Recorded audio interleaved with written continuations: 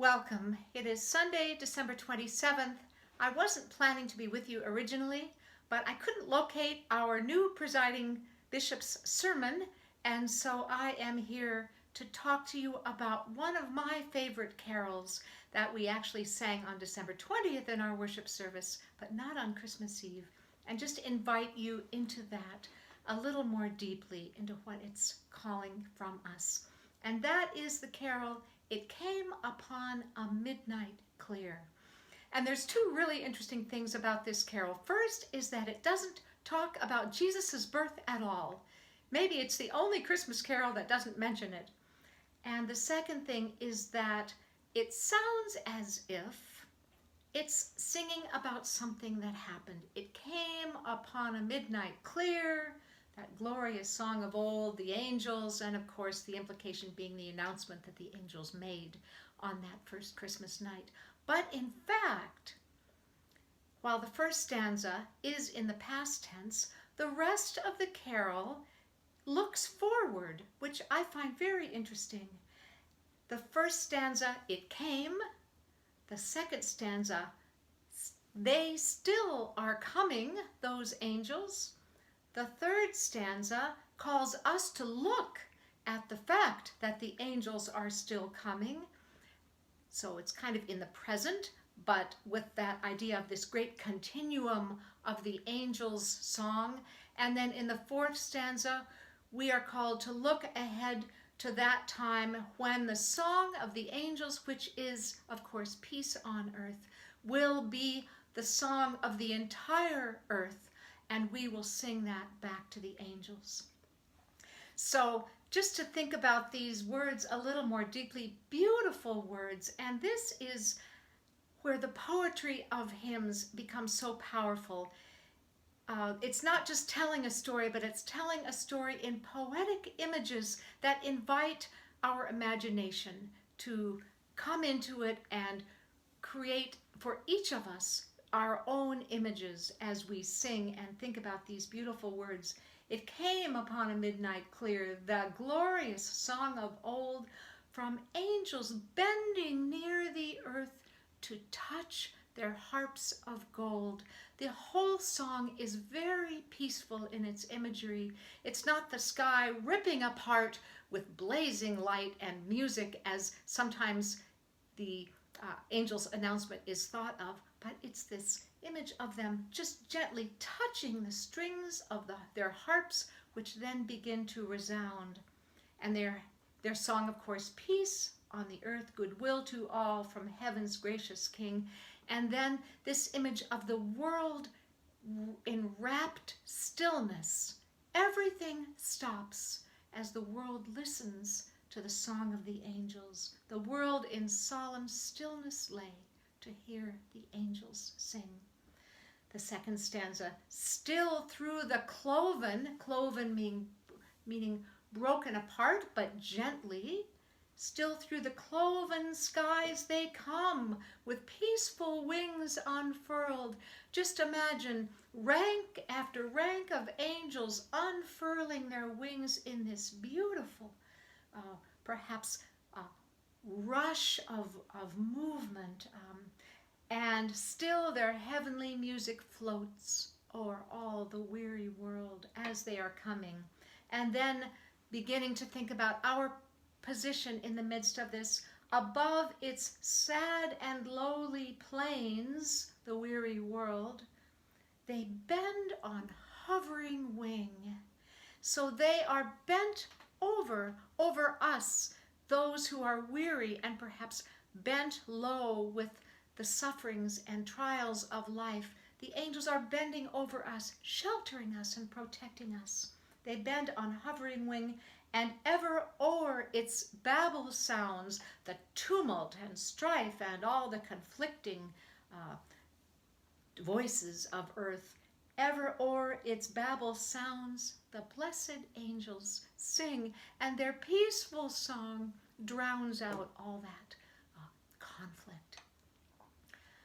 And then the third stanza is addressed to us. "And you, beneath life's crushing load, whose forms are bending low. There we are, bent over with worry and anxiety, who toil along the climbing way with painful steps and slow.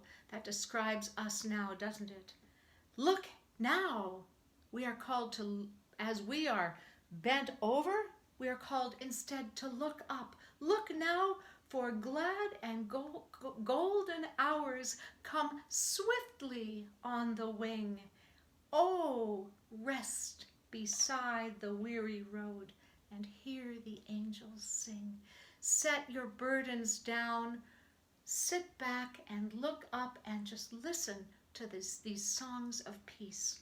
And then this fourth stanza that looks ahead into the future, the consummation of all things. For lo, the days are hastening on by prophets seen of old. The prophets foretold all this.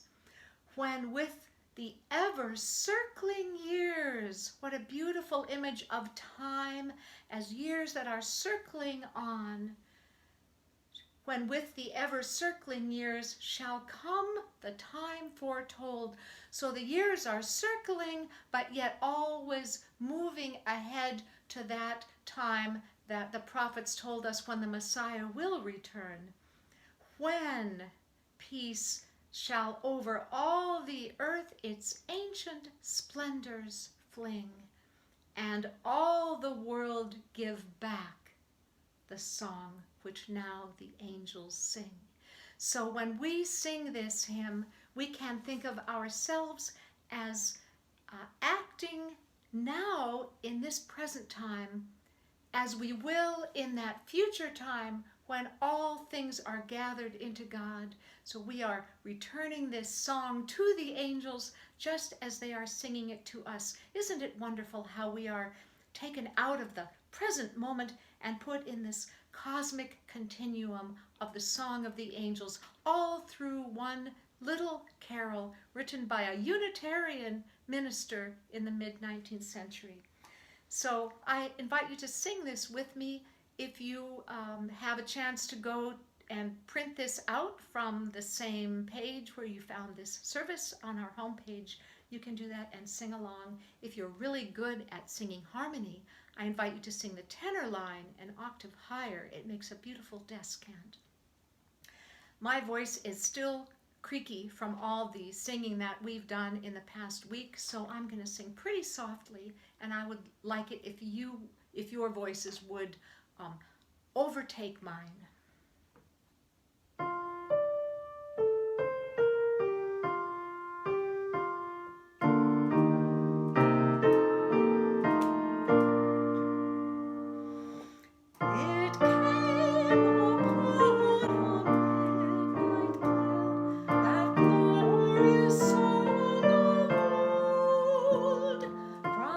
Angels bending near the earth to turn